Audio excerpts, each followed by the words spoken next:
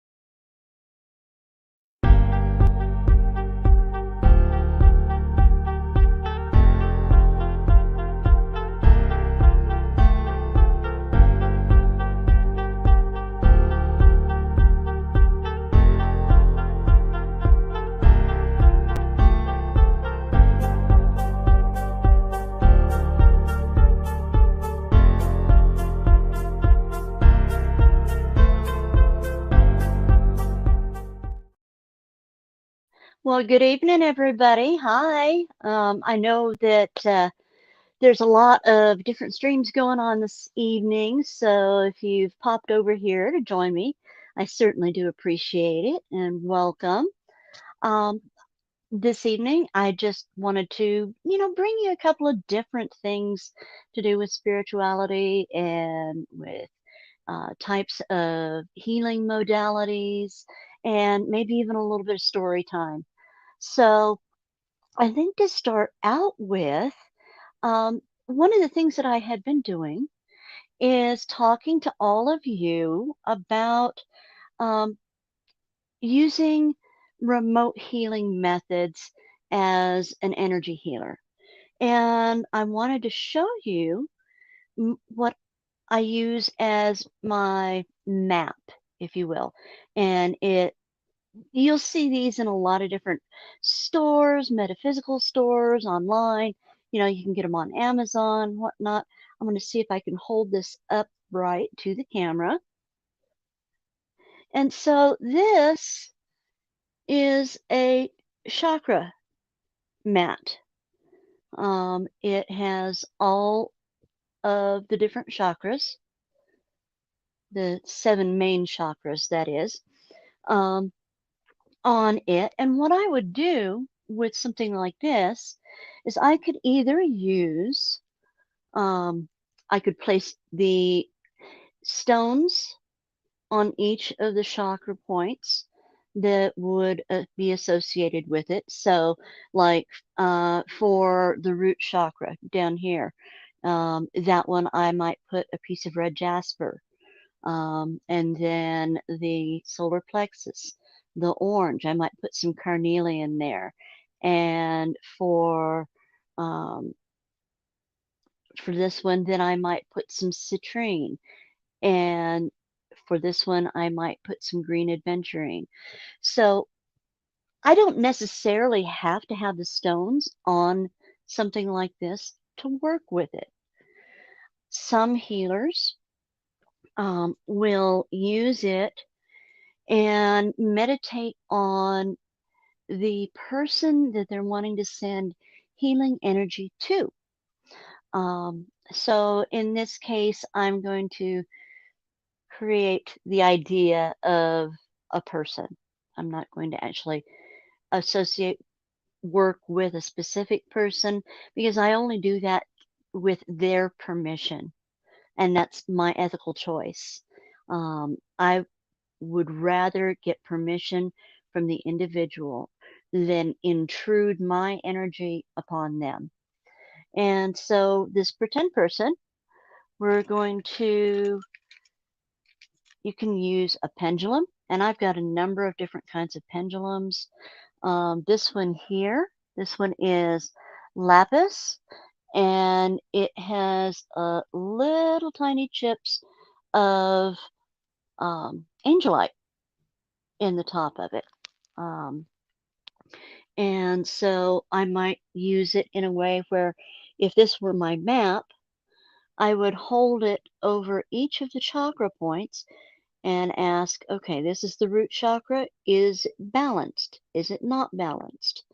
Um, Now, with my pendulums that I use, I've already made agreements with the energy of the stone and my guides that it'll swing a certain way for yes, it'll swing a certain way for no, and it'll swing in a circle if it's uncertain or unclear. And so, if I said, okay, my fingertips are where its root chakra you know, is this chakra balanced? And so that cross back and forth says, yes, it is. Actually, I could even do it this way with my camera and lay it along my arm, like so. So you can actually see as I'm holding over the chakras. And so then I would go on to the next one and ask, is this chakra balanced? And it would say yes. So I would go through each of those steps. And if I came across, and I'm going to pretend, so I'm actually manipulating it. So I'm going to say, this one says that there's a problem with this chakra.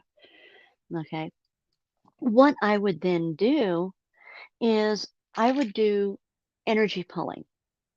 And the best way for me to equate it is think of stuck energy within your etheric body, um, like taffy, like really soft saltwater taffy.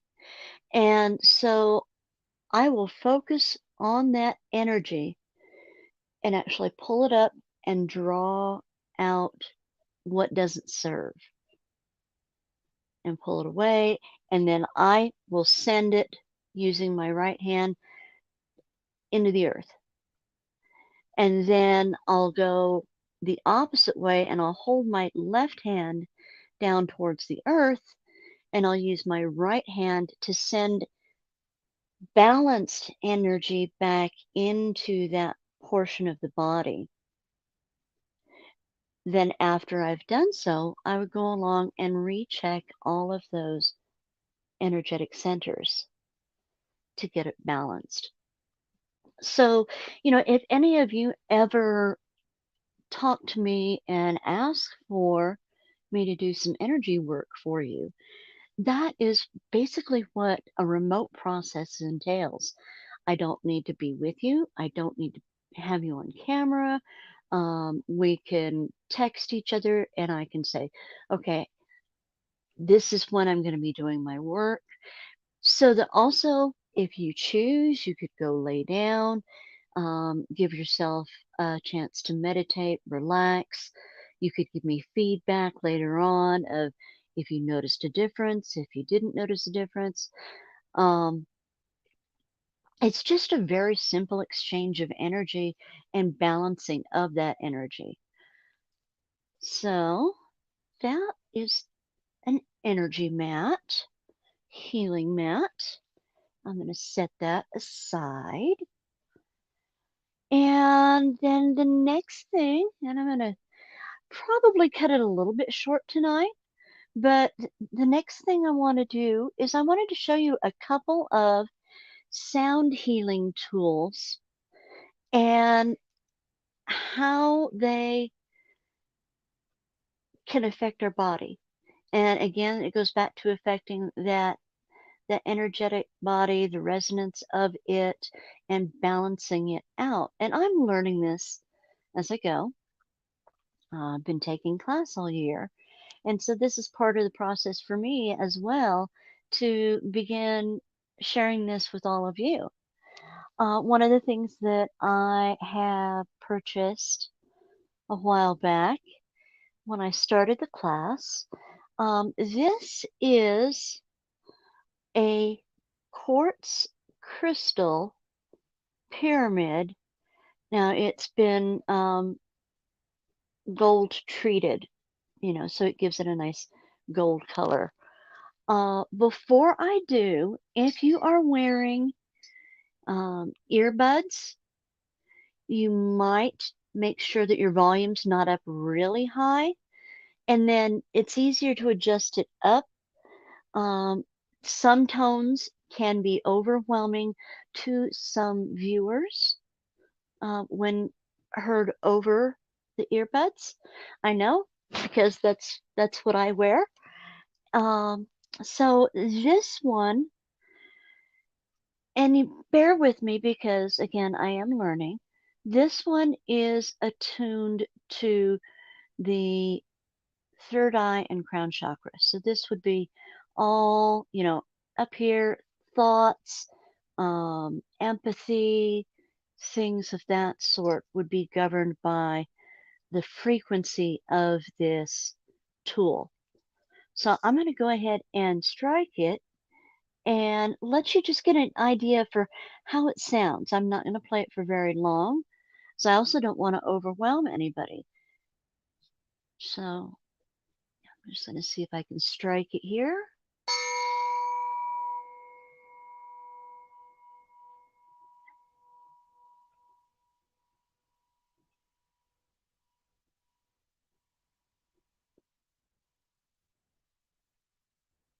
And you can hear how long that resonates.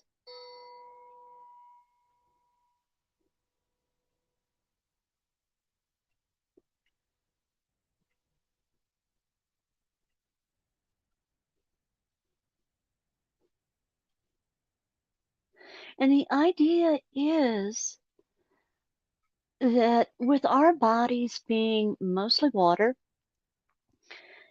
and we're a walking battery, and so our energy throughout the day can get off kilter. And when you think about that cup of water that's being jiggled and the water waves, are all askew and they're not an even ripple. And using sound tools can help you balance out those energy centers in your body. So that is that one. Now, I bought the smallest one because they are a little bit pricey and I didn't want to go overboard.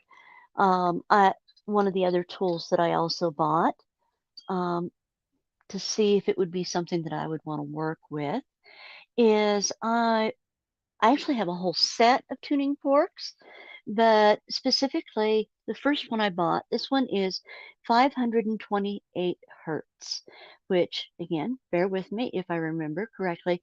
This is the one that aligns with the heart chakra.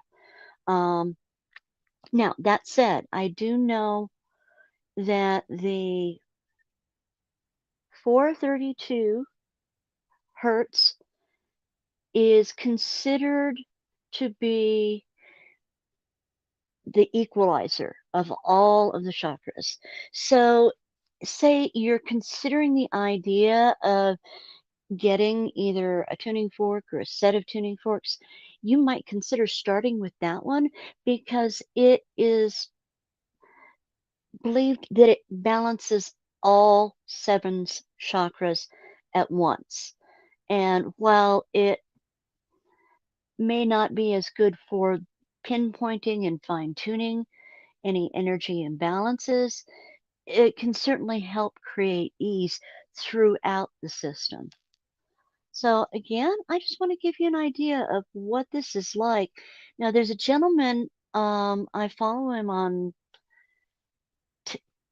TikTok and on Instagram, and I'll try to remember to post about his account that he did some videos with it, and it's amazing. He holds it up to the camera, and you can literally see the the sound wave coming off of the tuning fork in a ripple. So again, I'm going to strike this one. Be prepared, turn your volume down a little bit and then turn it back up if you want.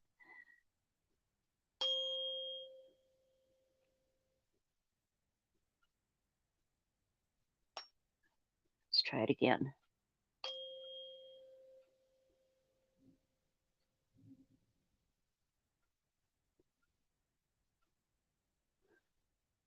Now holding it, I can feel that all the way up my arm, all the way through my upper body and over to the other side. It's actually a really good feeling. And so with a tool like this, where this one might be used in a room, maybe with multiple people, or you've got the person laying down and you're passing it through their energetic field over their body as it resonates the sound. With a tuning fork, the nice thing is you can take it, you strike it, and then actually place it on that chakra and allow that energy wave, sound wave to help balance out that chakra. Then the last one I wanted to show you, and also I do have drums that later on, once I'm getting back into drumming, so once I'm more practiced with it, I'd like to even do some actual drumming for you, as well as an actual healing session using the sound tools. Now, what I might do with that is I might pre-record something and then ask Ghost Dragon and Gemma to upload it for me to the channel so that you all can enjoy it at your own leisure. So the last one I've got here, and this one is, now this is a mass-produced singing bowl, but it is still from Tibet. Okay. And this one, let me hold it up to the camera. You can see it's etched and it's even got design etched into the inside as well as the exterior. And each singing bowl would be tuned to, again, a specific frequency for a specific chakra in the body and sound. So where this one is 528 hertz, trying to remember what this one is set at, and I can't right now, but I'm going to let you hear this one, just its tone, and then I'm going to see if I can actually play it for you. So.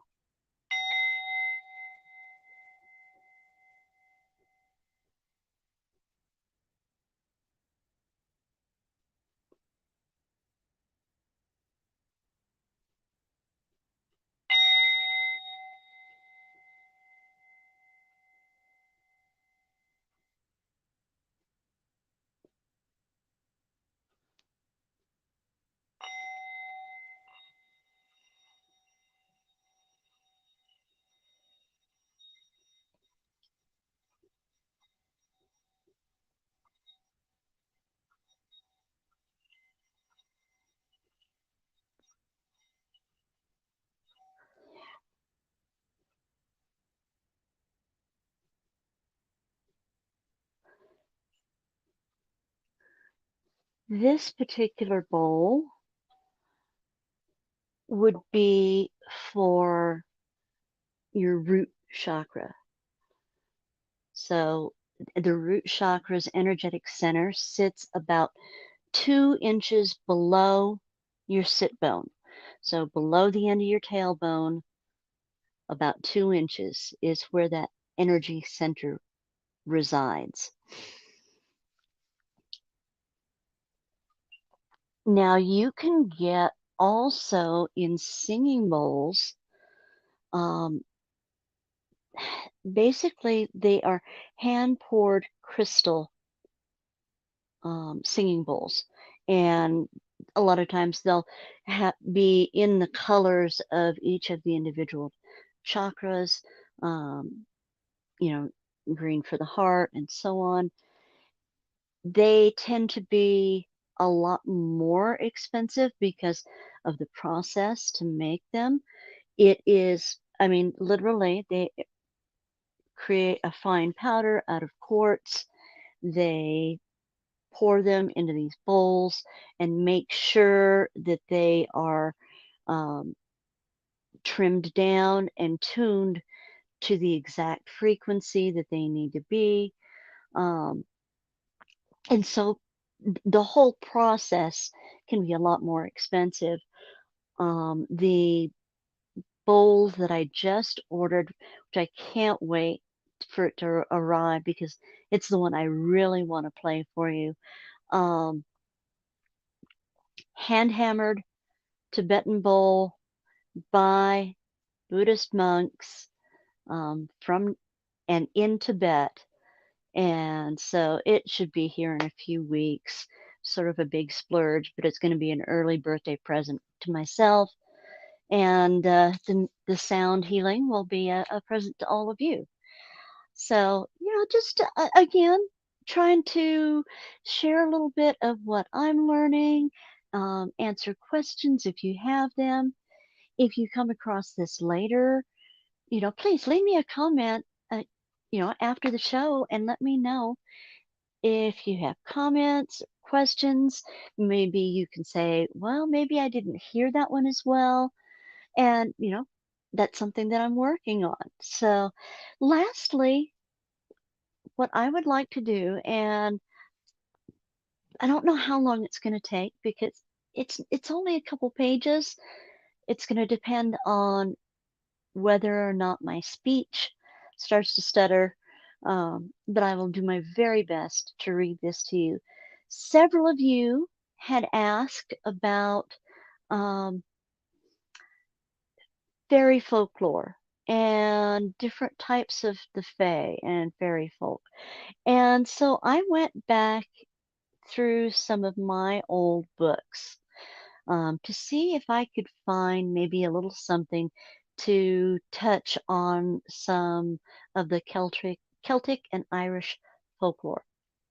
And what I came across, and please don't freak out. I know some of you don't necessarily follow this practice or believe this way. This is just a source of reference material of various articles, historical and non.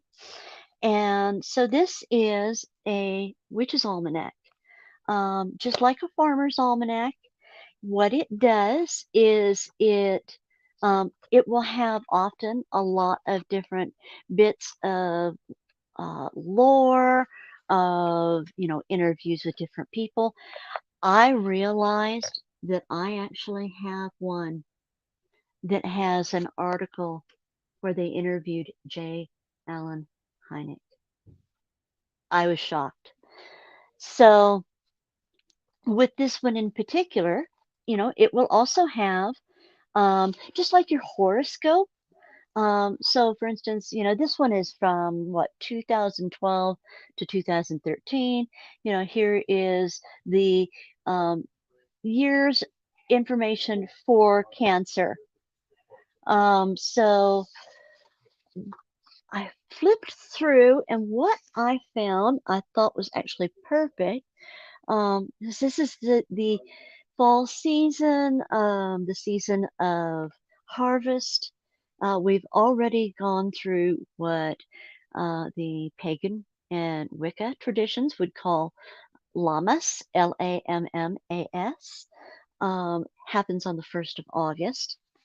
And this particular article, um, again, published with and read with permission from the Witch's Almanac, and it is from Providence, Rhode Island, witchesalmanac.com.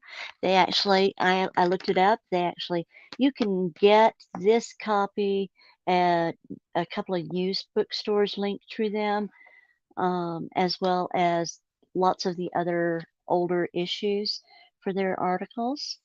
So this talks about a type of fairy folk known as and if you're Irish, please forgive me. I will do my best and try not to butcher this, but it's the Clurican.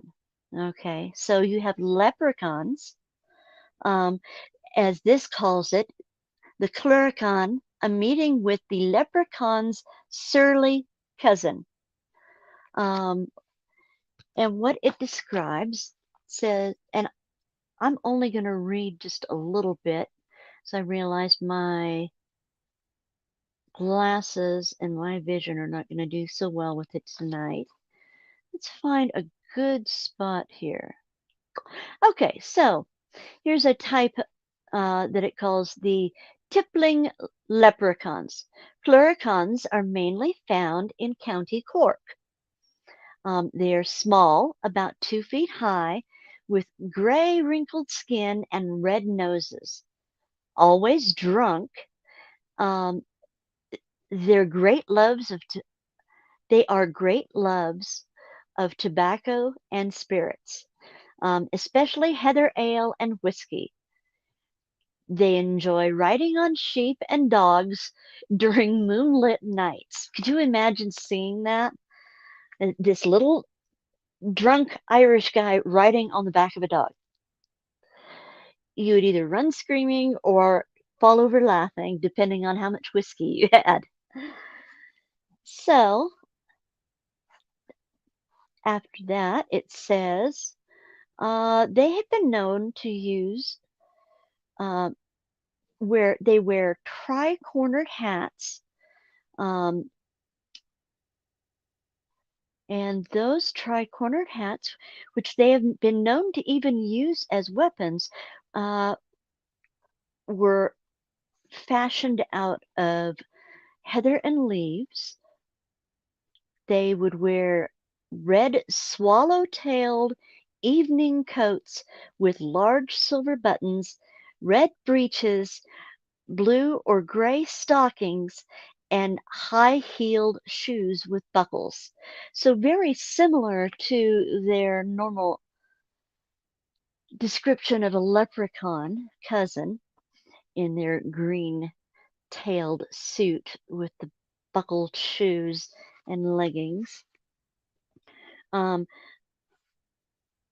The more sociable leprechauns are usually dressed in dark green.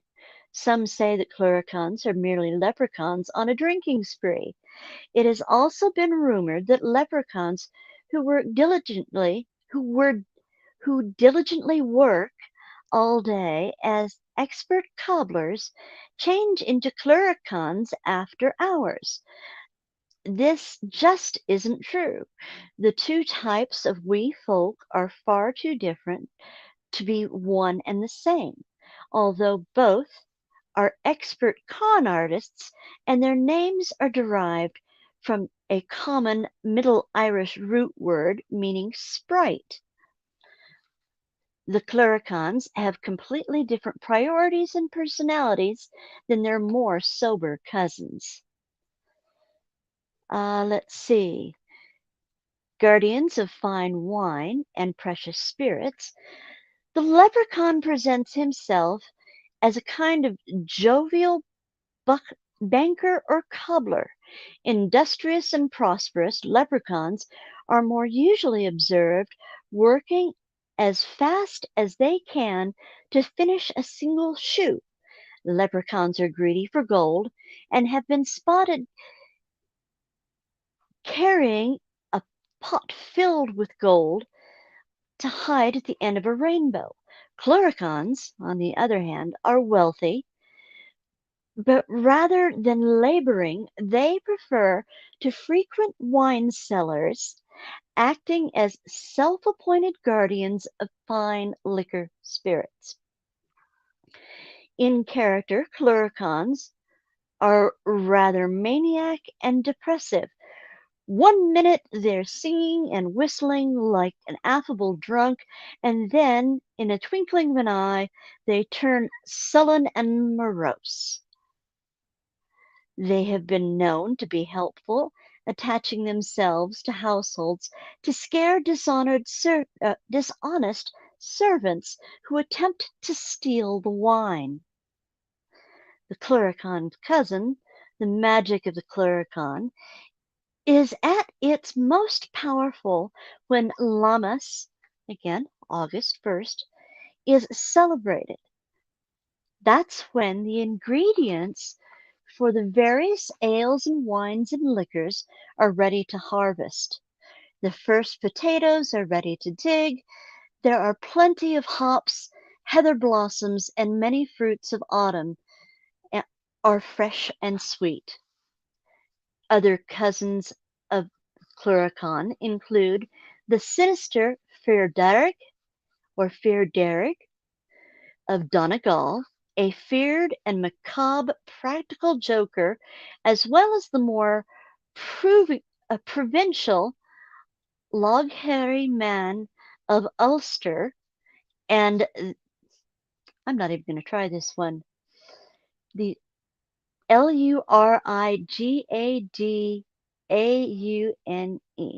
Lurigadaune, Lurigadine.